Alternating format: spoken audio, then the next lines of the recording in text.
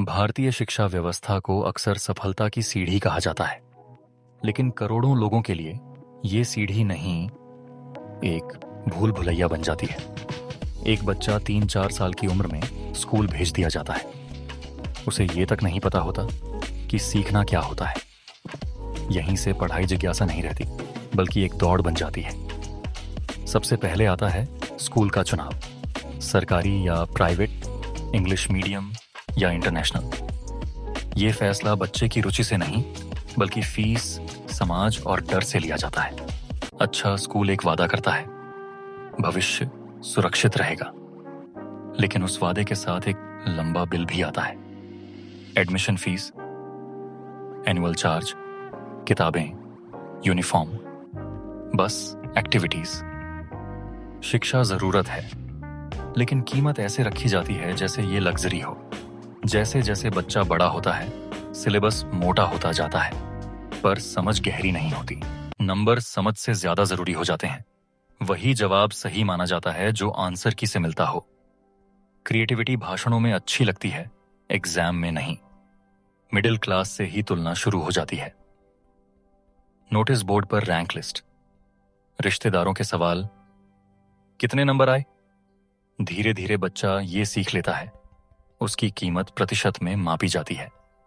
फिर आता है सबसे बड़ा दबाव, 10वीं और 12वीं। एक एग्जाम, एक रिजल्ट, और माना जाता है कि वही पूरी जिंदगी तय करेगा।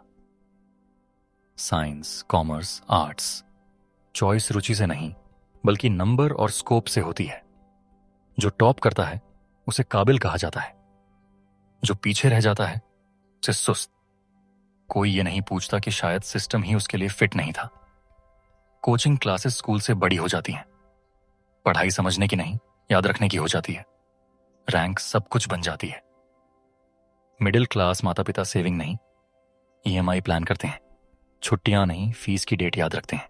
शिक्षा एक इन्वेस्टमेंट बन जाती है, जिससे नौकरी की गारंटी उम्मीद की जाती है।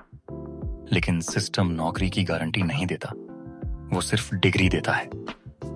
डिग्रियां बढ़ती हैं, नौकरियां नहीं।